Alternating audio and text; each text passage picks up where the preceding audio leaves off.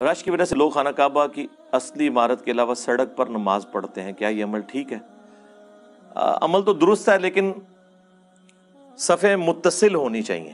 اب یہ نہیں ہے کہ اندر جگہ ہے اور آپ جو ہے وہ باہری مختلف جگہوں کے اوپر اس طرح صفیں بچھا رہے ہیں، یہ تو خلاف سنت ہے۔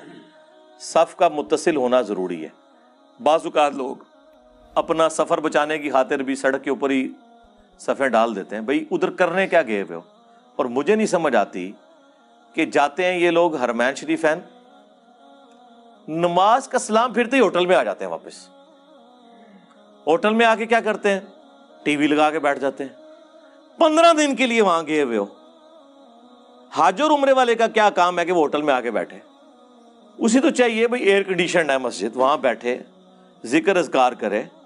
واش روم جانا ہے تو بہترین واش روم وہیں پہ اویلیبل ہے۔ ہوٹل میں آ کے کیا کرنا ہے؟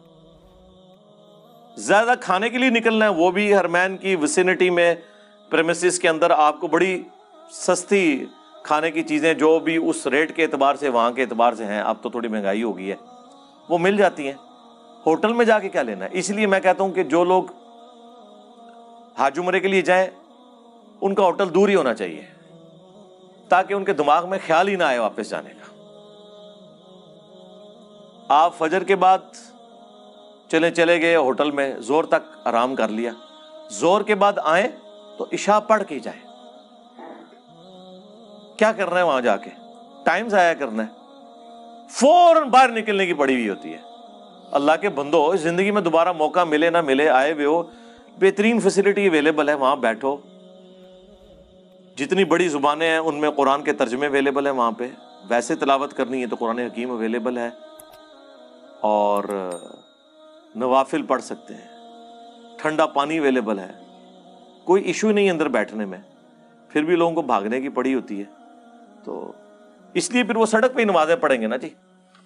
البتہ جو بہت بوڑھے لوگ ہیں، حج عمرے کے لیے گئے ہیں، 10-15 دن پہلے ہی پہنچ گئے ہیں، ان کو یہی چاہیے کہ وہ کوشش کریں کہ بجائے اگر ان کا ہوٹل دور ہے اور وہ حرمین میں جانے میں انہیں تردد ہے، یہ نہ ہو کہ وہ حج سے پہلے ہی اپنی اتنی انرجی ایگزاسٹ کر لیں کہ جب انہیں منا میں یا عرفات میں جانا پڑے تو بالکل ہی رہ جائیں۔